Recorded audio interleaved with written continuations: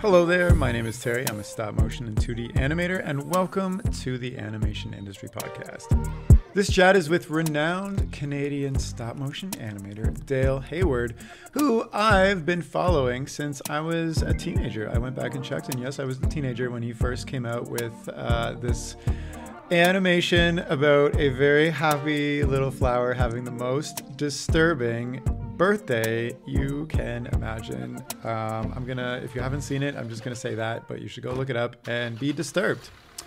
Since then, Dale's worked on many incredible projects, all in stop motion and in some other mixed media too, including Bone Mother for the NFB, the feature film The Little Prince, and a whole slew of commercial spots for brands like Hot Wheels, Honda, Nike, and Tim Hortons. Most recently, actually, he directed the New Zealand claymation kids show called Kiri and Lou, which he's going to share all about in this chat, as well as his thoughts on perfectionism and achieving perfectionism and everything around that concept in animation.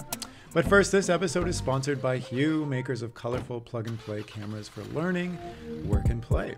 Originally designed for teachers, Hue cameras can also be used for creative activities such as capturing hand-drawn pencil tests and shooting behind-the-scenes footage, time-lapse videos, and of course, stop-motion animation.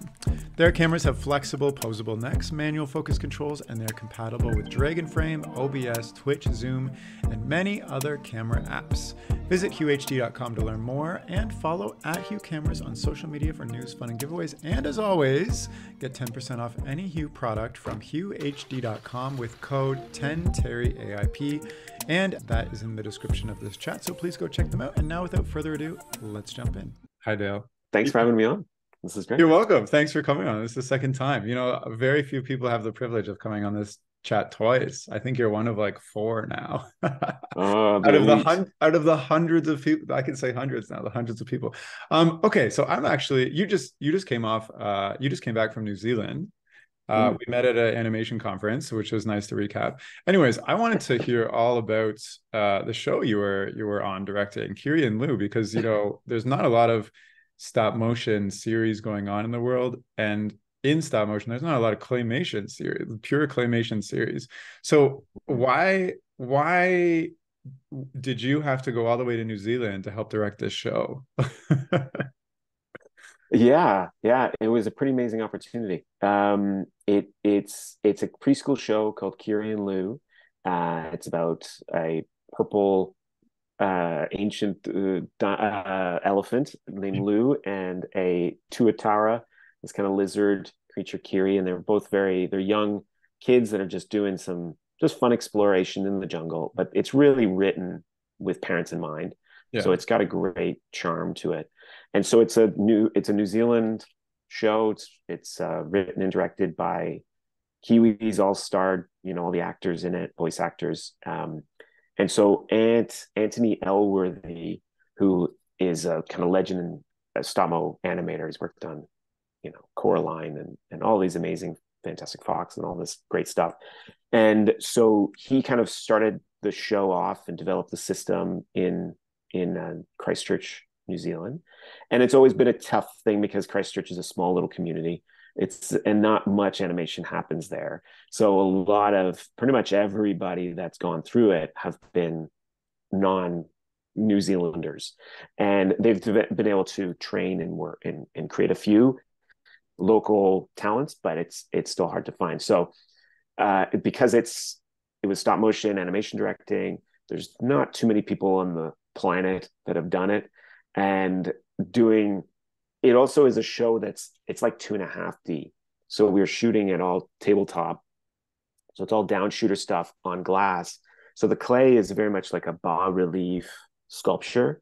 So you really kind of have to think of it like a 2D kind of pipeline as well. So having a 2D experience doing that in the past, that definitely helped. Even though I didn't have any claymation experience, I've sculpted a ton. And that I was wondering, when he was searching the world to find someone to bring, because I mean, you've done some claymation in the past for sure, but how do you end up on you? There's tons of people in the US. The UK is full of claymation people. Like what? How did that happen? Ant had left New Zealand to go work on Pinocchio. And so he needed, and that was in, I guess, probably 2021-ish, somewhere around then. And so he reached out to a mutual friend of ours, Drew Lightfoot, who had worked on Corpse Bride in the past, but he's been a live action director, commercial advertising director for years. But he's always delved into animation once in a while. So he took this opportunity and he animation directed there during kind of the COVID time. And then Ant came back, but Ant was going to be animation directing on Claude Barras's latest film in Switzerland. So he needed somebody to take over for him again. And Drew had referred me. So I worked with Drew over the years a few different times. And so it was definitely referral. But it was also, it's a job that it required more than just animation directing, because it was a really small crew, only 7 animators and about 4 compositors. And so the producers were in Auckland. So they were in another island. And Harry, the director, he's in LA. So the animation director basically is like the studio manager. I was the, production manager. I was schedule. I was offline editor. I designed characters. I was animating at times. I was designing backgrounds, and then you're also managing the team. So it was really a job of multi hats, and having my own studio at Sea Creature allowed us to be able to sort of think in multi-faceted, you've got 5 shows that are at various different levels, very different states. And so it was it was very different from animation directing at Cuppa, like that I did in the mid 2000s. So it's a very different world, but it's super enjoyable. I mean, that makes a lot of sense. And it's interesting how, all these cumulative experiences of what you're doing leads to traveling halfway across the world for what, a year, 6 months, 8 months or something? Almost, yeah. It started off as 5 months and then it turned to about 10. Doesn't that So always happen?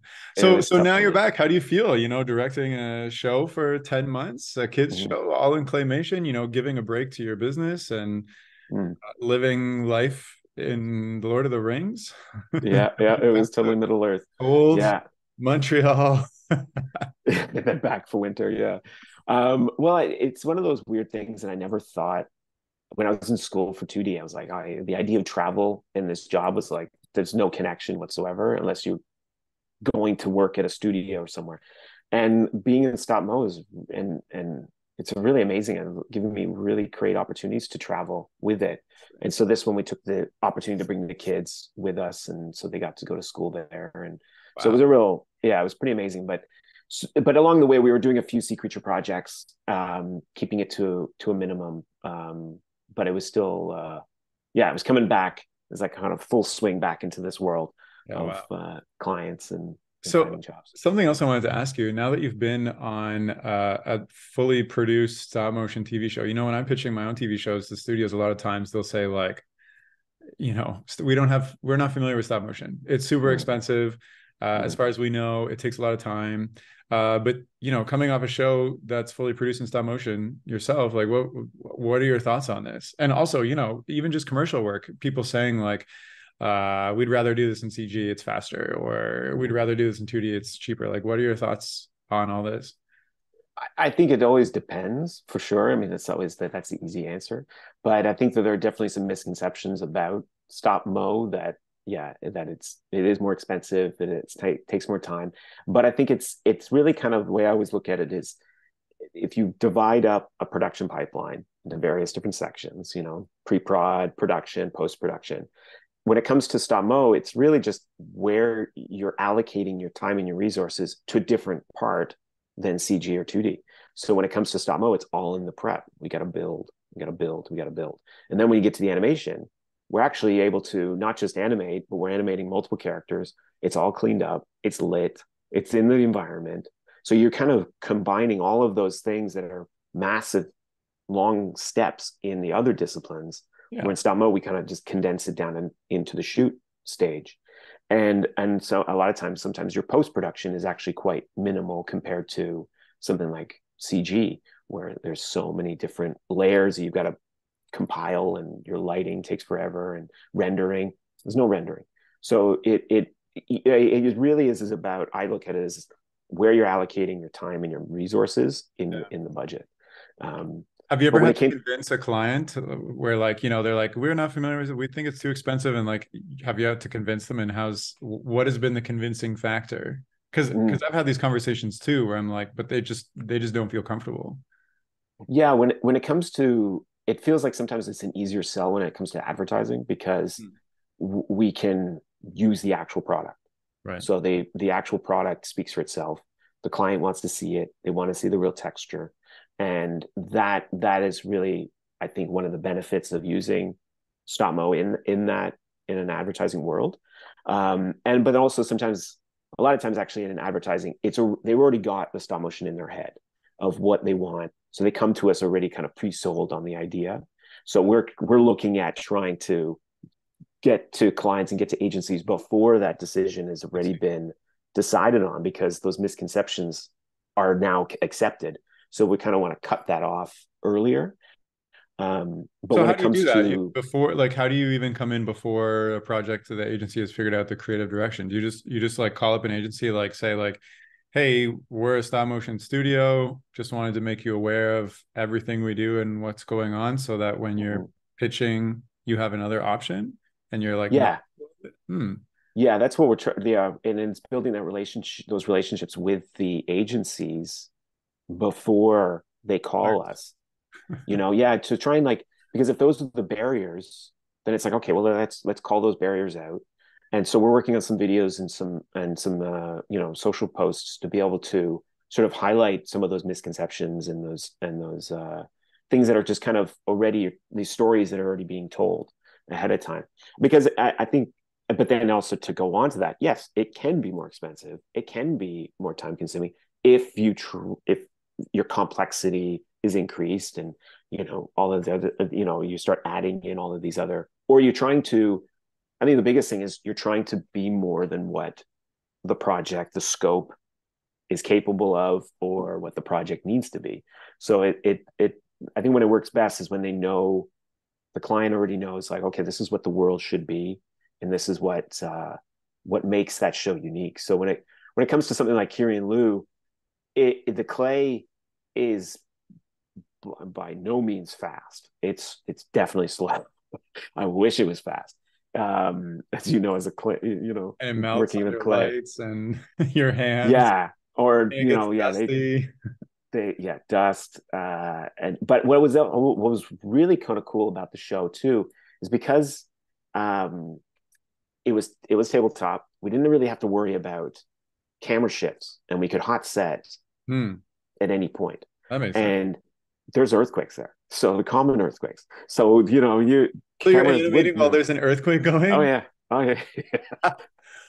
Okay, It was well, great. I thought it was super exciting. I loved it. I loved feeling like the wait, so earth you're move. like standing there working on a shot, like morphing the clay, and then suddenly, Just start, hear a big thump, and then it rumbles. wow, And okay, well, I guess you can't there were do anything never, else than tabletop down. yeah. I mean, they weren't crazy. I mean, we never experienced. There has been one, in the past. Christchurch had one about 10 or so years ago, and it decimated the city, and they're still recovering from it. Wow. But it was really just another added layer. So because we could do a tabletop, we could hot set at any point. So that meant for the work-life balance, Yeah, that was great. There was no, typical in stop motion is there's a hurry up and wait. You do your shot, and you got to wait for all of the other crews, sets, puppets, lights, whatever, yeah, to get in there, do their thing before you can start again. Where in this, our lighting was consistent every single character, every single shot, and we would shoot multiple light passes, and then we could do some adjustments in post through those multiple light passes. And that was a really ingenious method, because it meant no downtime really for the animator. Like, as soon as they were finished a shot, they get a quick approval from me, and then they just move on to the next. So there was no puppet team. They would sculpt their own puppets. yeah. There was no sets. All the sets were compiled in After Effects, in all paper assets, but it was all built in After Effects and Photoshop. And so the animator could just focus on the one action. It was also one character at a time too. So it was very much, again, like a 2D way of thinking. You had to animate your rotations, like you had to sculpt the rotation in there. So that, you know, the it was definitely a very much a 2D pipeline. There was a database of existing animation that I could access and go through and reuse animation for the upcoming episodes, which was super fun, to just retime animation and cut and just, again, thinking like 2D. You could never do this in normal stop motion, but everything was alpha, everything was adjustable. We could just animate them across the screen. We could reuse animation cycles, walks and runs, and just reanimate just a new head on the character. So we would find as many corners to cut to sort of keep the process going. So it's really interesting. So maybe a last question on this before we talk about the real juice of why we're talking. Why? Okay. So I have to answer this question a lot. And you just coming off of a show that you mentioned, it was built like a 2D show. Why is it not 2D then? Why is it stop motion? What's the point if you're going to have a 2D pipeline and reuse assets and blah blah blah? Like what is the appeal to keep it stop motion instead of go 2D? It's a great question. I think for this show was the authenticity of it, and what the subtle, the stop motion charm, the boils, the little weirdness that the character would actually kind of get off model. We would try to rein it in as much as possible, but they would get off model because you're trying a new expression. So it was really, I think that lent itself to so much of the show's charm, and that it became part of, I think it also is part of the New Zealandness of it, is that New Zealand is really, the country has really branded themselves very well as being this pure nature country. It's not as clear cut as the tourist board would want you to get it, but it is really much. It is still there in the country. That kind of natural authenticity is there, and that is reflected in the show. It takes place in the jungle all the time. It's this kind of prehistoric world, and so that, I think that having it in stop motion really reflects that element to it. I think in general that's really why to do stop mo. I think as well. I mean, shows that humanity. I've known about Kiri and Lou long before I knew you were going to direct on it. So it stood out. And I think, it probably takes a producer or a studio that really believes in charm and authenticity to keep it stop motion instead of going 2D. Okay, let's switch it up a bit, because we saw each other at a conference recently in Toronto, an animation conference, and unfortunately I missed your talk. So this is my opportunity to get the personalized talk you did, a one-on-one experience.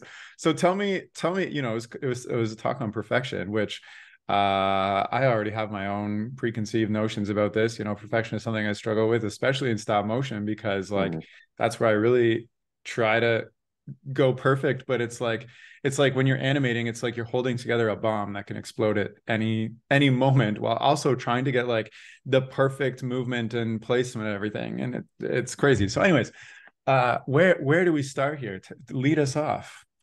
Yeah. Well, it's a deep rabbit hole.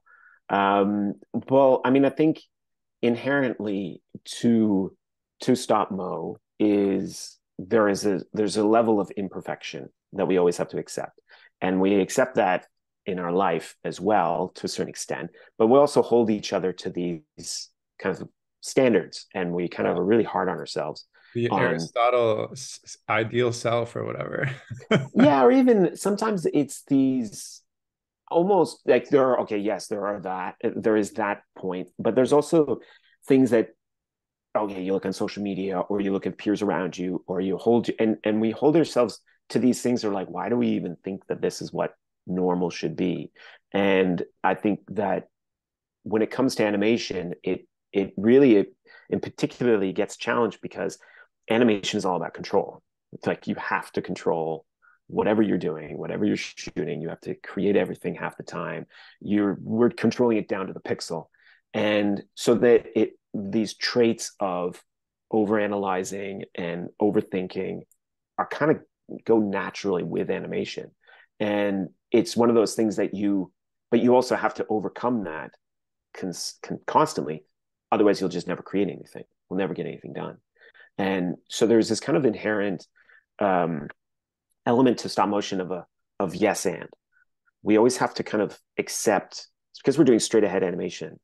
We're always sort of working with the hole we've dug the previous frame. Yeah. And so we're always kind of like, we want it to be right, but it's not ever quite where we wanted it. Anyways, that's good enough. That got me where I wanted to go. Yeah. And you work, and as a constant kind of yes and, this kind of improv mentality, this kind of mindset that comes along with stop motion. And I take that even more into production. So no matter how much information I give to an animator or a crew member, what they create will never be what I imagine. Oh no. And even half the time, even I don't even know what it's going to be. If we ever work together, I'll just be constantly disappointed. I'll be like, I can never make what he wants.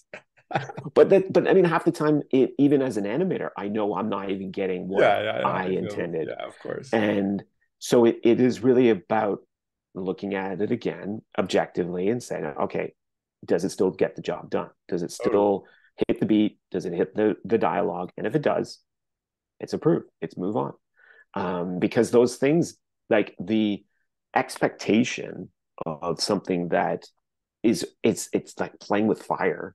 You can kind of control it, but it's going to do what it wants to do sometimes. The puppet, only a stop motion animator can understand this, but the puppet says sometimes what it wants to do.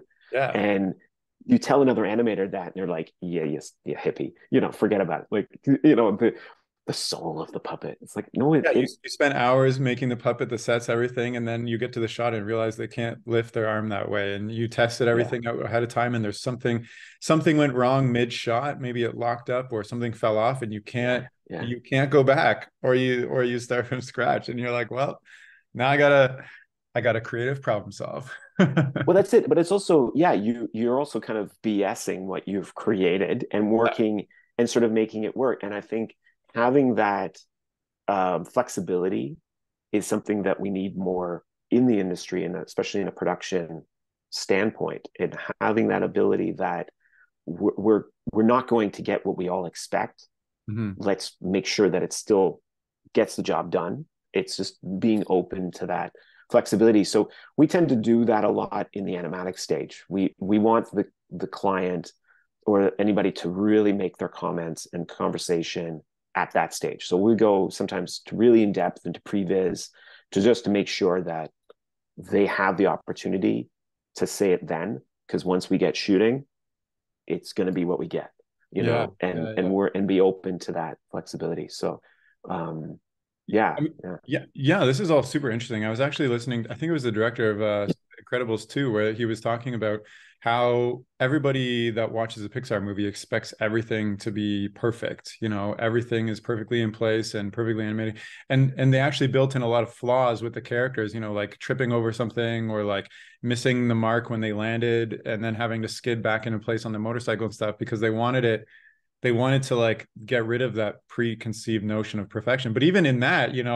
there's perfection and control in doing that. So it's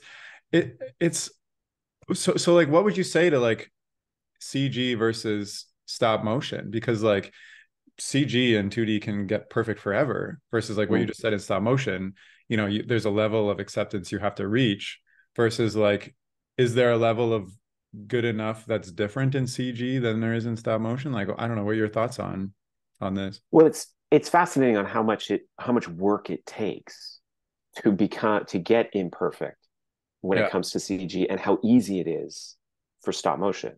Like it's a really funny, I don't even know what the word is for this. It's a really like how, and that's why I find counterintuitive for studios like Leica to go to this such extreme level of perfection and nuance that you can't even tell it's stop motion anymore. Oh, yeah. And so then you ask your question, well, you've you've 3D printed this, you've digitized all your background, your characters, half your environment is CG.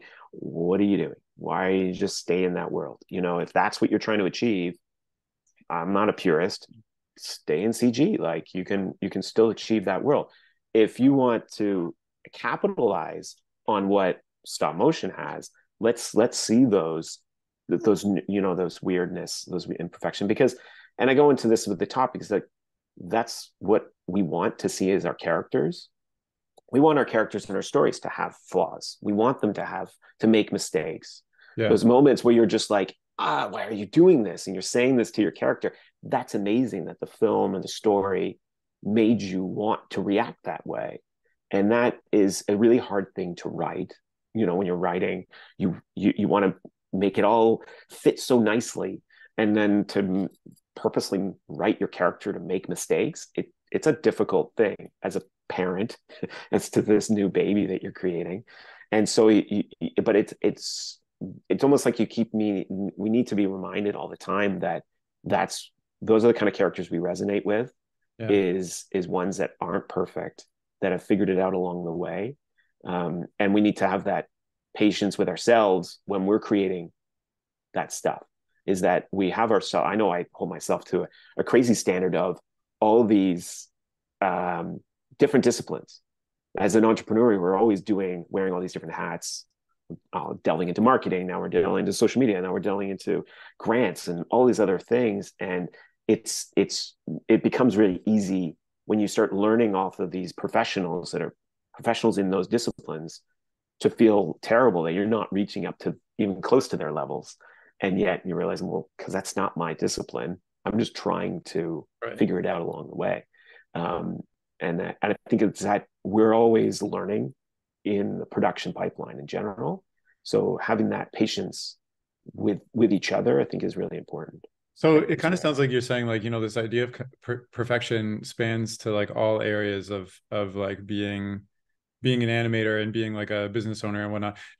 Do you think it also exists on like professional like TV show shoots too? Like, because like even on Kiri and Lou, you said you could take assets, you could manipulate them. There's a lot of stuff that you can do there. Like, were you also kind of reaching the state of like, okay, this is good enough to go to production? I'm assuming yes, because you're working on TV.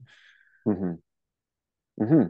Yeah, and it's also kind of, for that show, it was always kind of searching, because the show style developed throughout the first season or two. Yeah. And the quality of the work is substantially better in the later seasons than it was in the first season, because the season you just did is substantially better. Of course.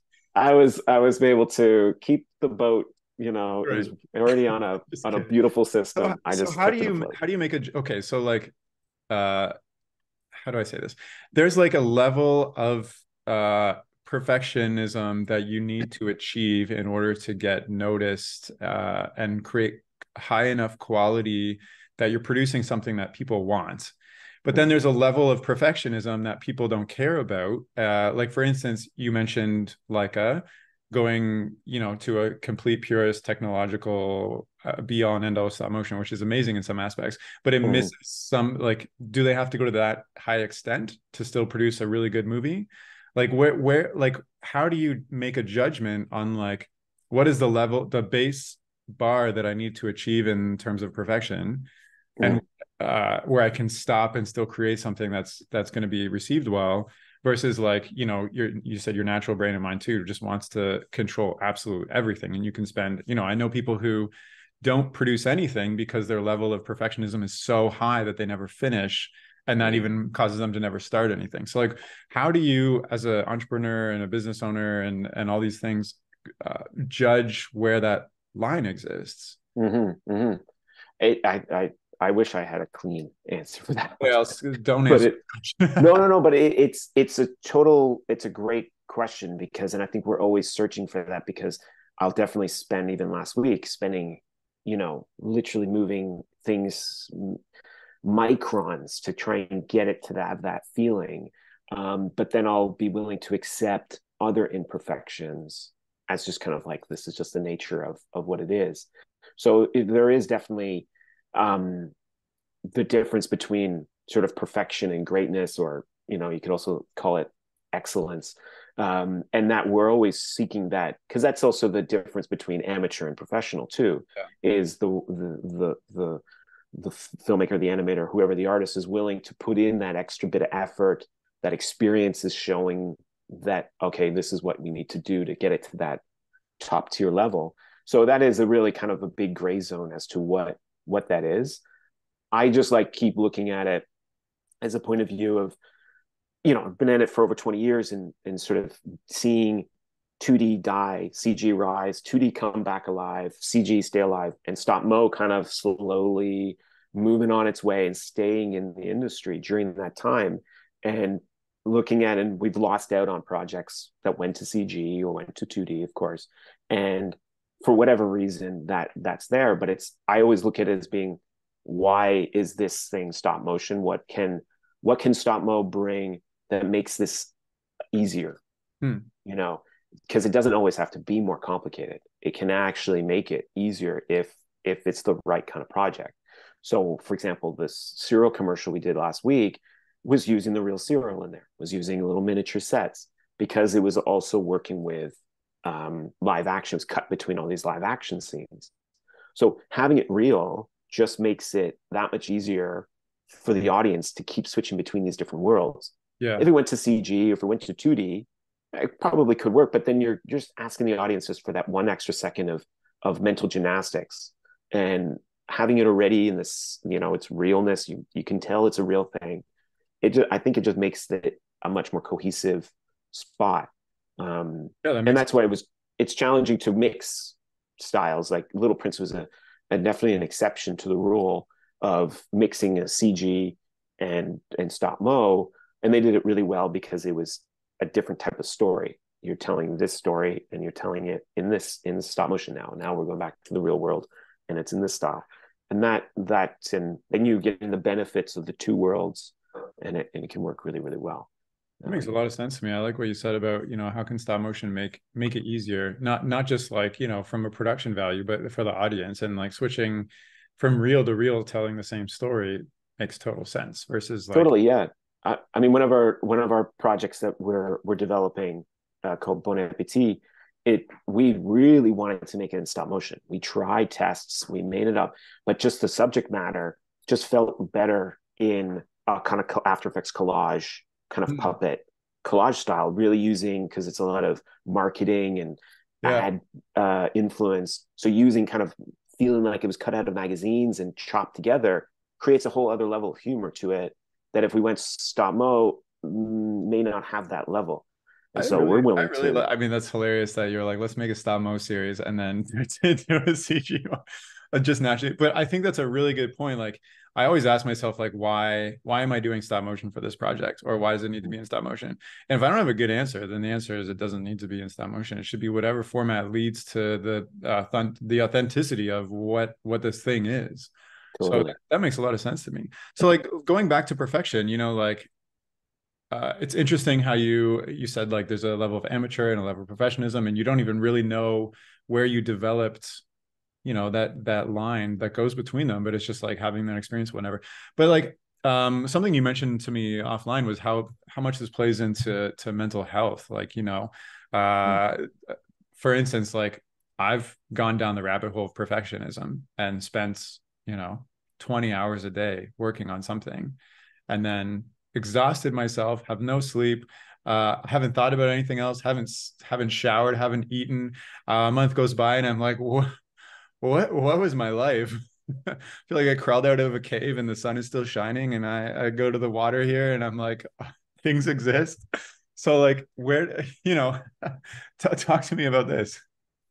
Yeah. I think that's where the name of the talk also kind of came from, is that nothing is more boring than nothing. And if this idea of, wait, what does that mean? Nothing is more boring than nothing. Well, if you've got nothing, okay, that's pretty boring, right. Social media, you're just flipping through and it's just a white yeah page it's every single empty. time. It's empty. Yeah. That would probably be just as entertaining as what it is now. Well, maybe. Yeah. Audio does a pretty good job, but it I think it's just all that idea that we hold ourselves back from from greatness. It's a lot of times by overthinking it. I think I heard this, and I'm going to totally bastardize it, but it's this idea that everybody's too busy thinking about themselves to think about you. And we're all caught up in our own heads. We're all caught up in our own thinking that everybody else is thinking about us, but they're all caught up in their own thoughts about themselves. And I think it's sometimes about just getting it out and getting it done, even if it isn't that it's, I think Gary Vee talks about it a lot, about this, fail forward, first to fail, Right. this idea of throwing it out there, seeing what sticks, taking that risk. We have this story in when we were doing Bowmother. It's when you're working on it at the NFB, it's very easy to be in your own little bubble, and it's already in the independent world. It's already animation, and it's stop motion, and it's at the NFB. It's getting even more and more insular in your creativity, which can be really, really great as far as an incubator, but at the same time, it's a vacuum, and so you're not finding out. You have to put yourself out there to get any feedback. And so we regularly set up these sort of screening with some of our peers there, some filmmakers that were out of the board, but also some that were internal, bringing people that weren't necessarily a part of the marketing, part of the HR, just to sort of get a different point of view on, does this make sense of our story? And it was super valuable for them to get that feedback. It's really tough to hear, but you're also in a really great position to say, well, I'm still making the decisions based on how I interpret that information. And so you don't necessarily have to take their suggestions on that stuff, but it's like, wait, now there's 3 people that have said something about this moment in the film. There's a red flag here. There's something up that I need to look at.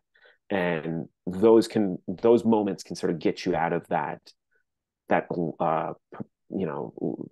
Yeah. I think it's interesting what you said, where you started off about like achieving greatness, because like, for instance, I every once in a while, some person has spent like 15 years creating a masterful animation that they've animated or whatever, or whatever, and then they come out with it, and I'm already disinterested in the first 30 seconds, and I don't end up watching it, even though it's like, this is their life's work, and it's like, I would say that's like a classic case of like somebody completely in a vacuum, even and their perfectionism mind probably went haywire and crazy, and they made all these decisions, versus like, well, you mentioned Gary Vee, who like got his start from doing like, I don't know, 1,000 wine critic reviews for his family business or something, and now he's like one of the biggest like internet mogul advice people on how to run your marketing and all that stuff.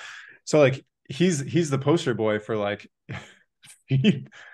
thousands of reviews of feedback. And what you just said is like, there's a balance between going to that place in your mind, and also like going and seeking feedback throughout the process, so you create something that is well received. Is that what you're talking about when you say greatness? Like, greatness would be something that attracts attention or connects with other people?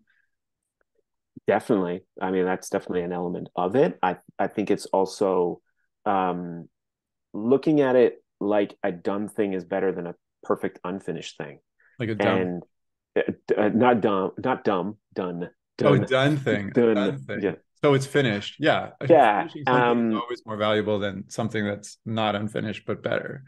Yeah. And I always kind of look at it at that point. We're doing it to get it done. It's not theoretical. This isn't research. It's there to still achieve, to get something done. So even if it doesn't feel finished for you, the audience knows nothing else. Yeah. They only know what they've been shown. Yeah, that's so for you to always, it could be so many things.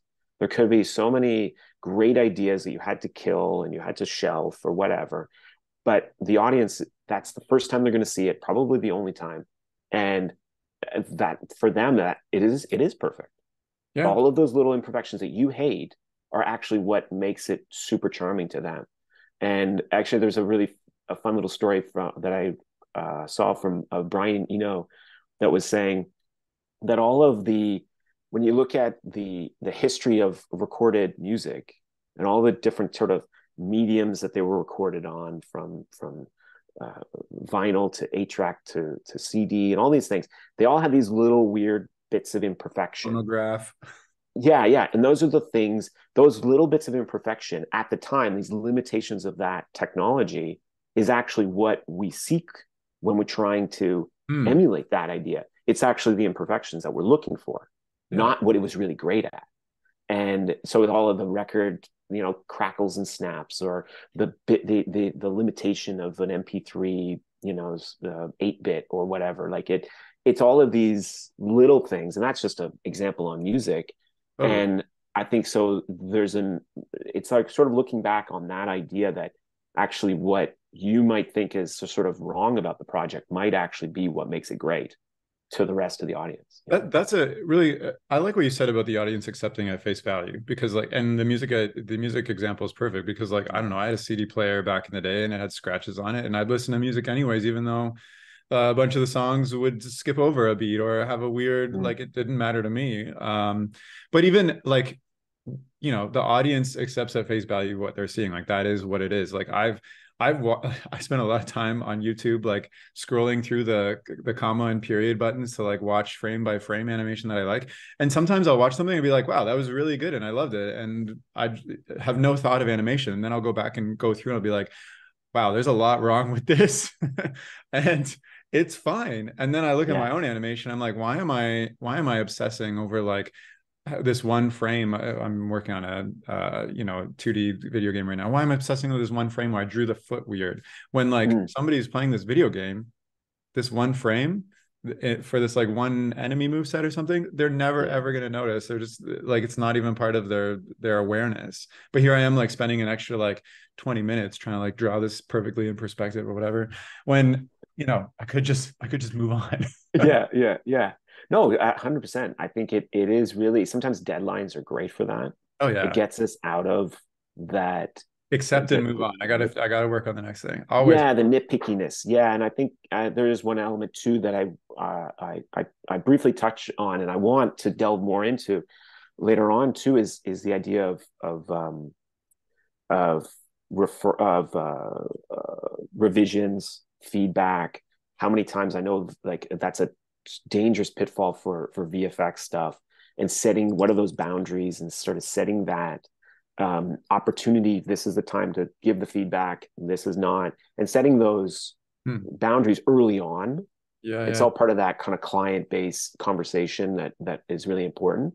But having that, even I think it could happen more and more for animators to be discussing that with their the superiors or the team in there, to be able to find out like, hey, what is the acceptable range of revisions and feedback, and when should we be looking for those? Because it's Yeah. easy to kind of get into your own little bubble, and that sort of sometimes can get you out of it. That you're like, no, no, this is a good time to get some feedback, so then I don't keep going back and forth on something that took you forever and it was totally irrelevant to the Right. whole grand picture. Yeah, Right? there's It's like nothing sometimes worse. like pulling yourself out, because again, as animator or any type of job, sometimes you can really get caught up like your job is the most important in the production. And ultimately it's like, no, it's the whole thing. It's got, you got to think holistically, and it's this whole production that matters, not just your that one frame or a couple pixels. So what do you say about this? Because like, there's two thoughts that I've approached when I'm working on professional shoots, and one is get it done and it looks good, and the Mm. other is take your time, no matter how much pressure you're getting, because this is part of your portfolio, and you want to do your Mm. best work.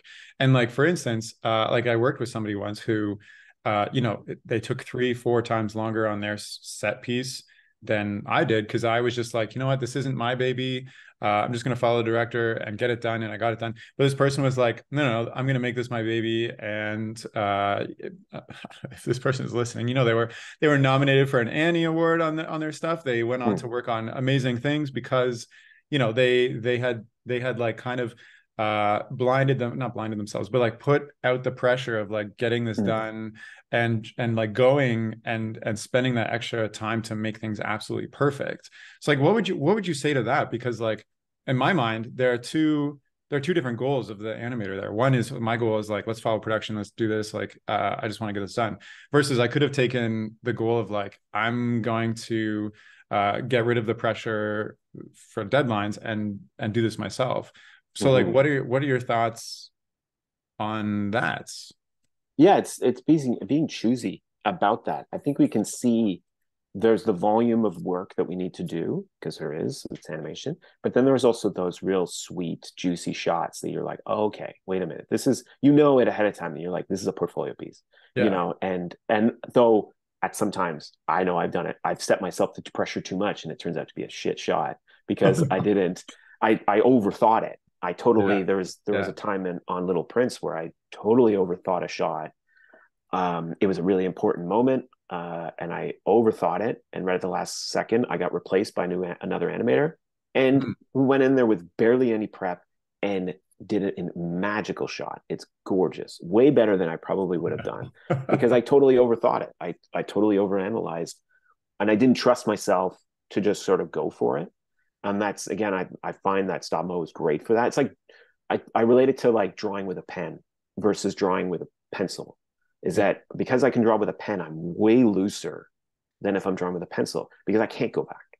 So that it took that decision, that what if, out of my brain, Hmm. and just makes me commit to it. So I think to go back to what you were saying is that like if there's an opportunity to sort of choose in that's the shot that you can do it.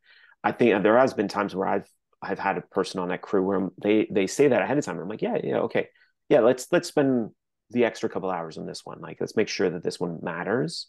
Yeah. Because there has been times on shots where you're like, you know what, this is kind of the apex of the episode, let's make sure that we spend the extra bit of time on this one. So it is really a case by case, but yeah, that's kind of the when it comes to TV, it can kind of, I know a lot of people can get jaded by that because it is a factory, it's a mill, got to get it out. And but I always looked at it as a way of training. Hmm. My time in working in TV series was that great opportunity to just train and pump it out and learn quick. Then I apply that on our short films or our personal projects and make sure that, okay, I already got the knowledge base here. Now I can spend my time on something else. Okay, I mean that makes sense to me, and that was my thinking along the lines too. Because like I have some regrets about like not spending more time on past projects when I had the opportunity to. When I was just thinking of a production schedule. So it's more or less like where do you want things to shine? Like what is the money shot that you really want to? And I guess like movies do that too. They spend all their money on the explosions because that they know that that's going to be the most impressive thing. So like where even like in my own work, like if the background doesn't matter, it's just a slab of board with paint on it. But if the character in the scene, like if they're expressing, like, okay, let's take a lot of time and make sure their face is actually like hitting all the right marks versus somebody in the Mm-hmm. background, who cares? So it's more Yeah, or less like having a good having experience and knowledge about like where your skill set lies, I suppose, and like where you heighten your level of perfection versus just get it done and move on. yeah. It's also kind of just that reminder that you need to do like 10,000 shitty drawings before you get a good one. Right. Or 1,000 or whatever the number is, doesn't matter. Yeah, It's just that concept of uh, especially in anything repetitive, there's going to be the volume, and that's just as important as that time to spend on the quality. It's just making sure that you have that balance, and I guess that's when it comes down to the difference between perfection and greatness. Is that perfection? There is no balance. right. It's very one sided. It's Yeah. all or nothing way of thinking. It's either perfect or it's garbage. So when you think of it as kind of excellence and greatness, you're willing to accept the compromise. You're Hmm. willing to accept the imperfections, and actually to find out that that's actually the imperfections is what makes it great. Yeah, I like this And redefinition capitalism. because like excellence and greatness is kind of associated with perfection in my mind. But you're saying like perfection is a black and white thing. Excellent and greatness is a thing that accepts flaws Mm-hmm. and finishes and creates something with feedback in the loop and everything to really connect and whatnot. Yeah, it goes again, it keeps going back to this yes and. It's That's that it. yes and is additive. It adds to it, it combines, it accepts, it's much more inclusive to what's been brought. But if you're at a yes but, Hmm. then you're creating again an improv. It kills the scene, and Yeah. it's the same thing, and it can kill morale on a production too. When somebody has just spent hours on something, and you look and you're like, yeah, but it could be this way, or you could have did that, or I would have done this. That's the worst. Saying like I would have done something, you destroy someone's like all that work. Yeah. They totally feel like crap afterwards Yeah. on something. And so it's really just that it's that part of that communication, that language of dealing with each other and understanding, of having that empathy that they've just, especially in stop mo, you've spent sometimes days on a shot, Totally. and you put a lot into it. So you gotta take that into consideration. So I always start something with what I liked about the scene, what I liked about the shot, what works about the shot. Just focus on that first, and then okay, and yeah, so that's the yes. Okay, we got that. And if in the future we could work on this balance. Oh, and okay, yeah, that missed the beat, but we can definitely work in it in After Effects and make that Yeah. happen. So Yeah. it's like it's really just sort of yes, it's adding to the production rather than Yeah, thinking you know how to do that makes a everything. lot of sense to me. I just to, I guess like regroup. I just want to make sure we're hitting because we're just talking, and Mm-hmm. I don't know if we're. I didn't listen to your original speech. Are we? Have we missed anything that you covered originally that you think would be important to share, or somehow we've just naturally progressed to talk about everything? I think that was pretty. I mean, I definitely talk about this world we're in of comparison, but I guess we talked a little bit about already about that. Yeah, it sucks, but it's also a good measure to see to see what you're up against. It is. I mean, yeah. But I also like this line of comparison is a thief of joy, Yeah, and of course. so it's again, I think it's part of that balance that it's nice to isolate yourself and not be on social and not look at that. Your brain just naturally starts to compare, and then so you want to be insular, you want to do that, but at the same time, being in that bubble is going to be also limiting to what works with people and what it's good enough to just move forward. So it is really that kind of balance of finding a bit of both. We need to be sort of in our bubble and then out of our bubble I at the mean, same time. no, I find it tough too. Like every once in a while, I just throw my phone away because I end up like, just just watching animation and feeling bad about my own. And then like, it just, like I'm an animator, I'm a creative person. I have my own style. It's different. Like I just have to remember, like, I'm making stuff. People like what I do too. Like I like what I do. Just because somebody else is an expert in like what they're at doesn't mean that I have to do that too. So Yeah, yeah. 100%. I think yeah, totally. I think it's a natural pitfall, and I think it's also um, why we another element of getting out of our little bubble. Sometimes we get into our own little niche of our style bubble. So stop mo animators tend to hang around with stop mo animators, CG people around CG, VFX around VFX, gamers around gamers. And so then you have this kind of curse of knowledge where you're just like, well, this is just normal. And then as soon as you jump into another world with all your expertise, it ends up becoming magic to Yeah. somebody that is ignorant to it.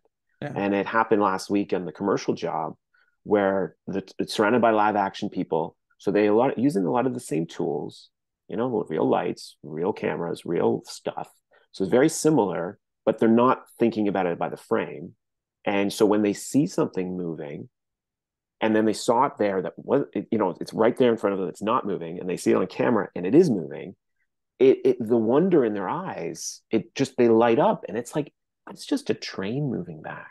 Like Yeah. it's Like not you've seen hard. It's like the we took easiest three thing. we took three photos Yeah, and now and you're they're blown away. And they're blown away.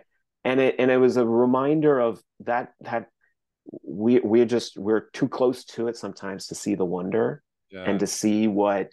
Again, there was a shot that both Sylvia and I, we would totally redo it for us, the timing isn't right. The animation is still not what we would like, but the client was over the moon about it. Yeah. We're like, Yeah. fine, that's it. It's approved. Great. That's Yeah. great. Right. I've been in that situation too, where like exact same thing, client shoot. And at one point they thought they were like, this is way too smooth. It just looks like live action. And I was like, that's what I'm trying to go for. And they're like, no, no, no. So I literally, I felt like I was killing myself, but I just scattered the stuff and wiggled them over like 3 frames, and they loved it. They were like, this is perfect. I was like, okay, it took me 3 minutes. Yeah, that's it. And I think that it is really part of that. Go back to the conversation of, especially when you're dealing with clients, but even with people that are knowledgeable of animation, Yeah. what does this need to be?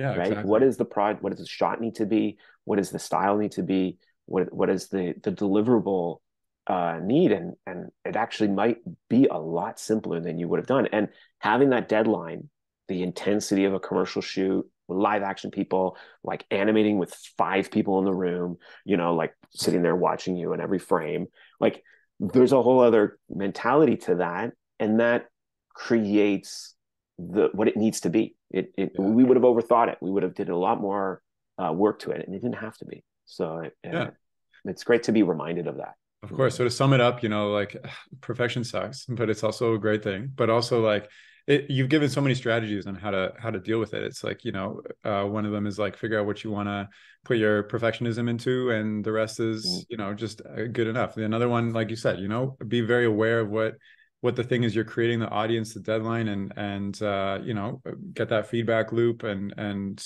create the thing that is needed versus like the thing that you have idealized in your mind. And also remember, the audience is just taking what you give them at face value. It's nobody's ever watched a Pixar movie and be like, they could have raised that hand a little higher, and also Pixar's already a level of perfectionism in itself. But nobody's ever watched a TV show, I'm sure, and been like, oh, I wish there was a smoother transition between grabbing that cup of water and walking over to SpongeBob or something, like, so. Yeah, no, I think it's that expecting perfection is not really going to give you what you're looking for. Yeah. I think we want imperfect characters. I think we should have more patience with ourselves and letting go and being open to the project kind of revealing itself too, and having the team that is going to bring that to life. That I think is what we need more and more in the industry. I think it's going to give us better stories too out of our characters. 100% agree. This is it's a good chat for me to just like distill in my mind, because sometimes I get pigeonholed in my own thoughts, and like it's good to talk with others who have been there, done that, been in New Zealand and back. So Dale, is there anything we missed that you still want to chat about, or any final words or anything? I think Dr. Zeus said it best: of everything stinks until it's finished. And I think I've never heard that. No. A Zeusism for you. I'm gonna remember that now. Everything stinks until it's finished. Well, Dale, thank you so much for coming on the chat. This whole chat stank, but now it's finished. It's finished. This is brilliant. It's brilliant. Well, thank you so much. It's been a pleasure. All right, my pleasure. Amazing. And if you're listening and you want to, follow Dale and his work, he's done tons of stuff over the years. He teaches stop motion. He's worked on commercials. He's worked on TV shows. You can check him out on Instagram on Dale_C Creature, and that's C with 2 E's, as well as his company, which is ccreature_admin, as well as ccreature.ca or on LinkedIn. And I'll include all these links, of course, in the description of this chat as always. And that's all for now. So thank you so much for listening. Okay, bye.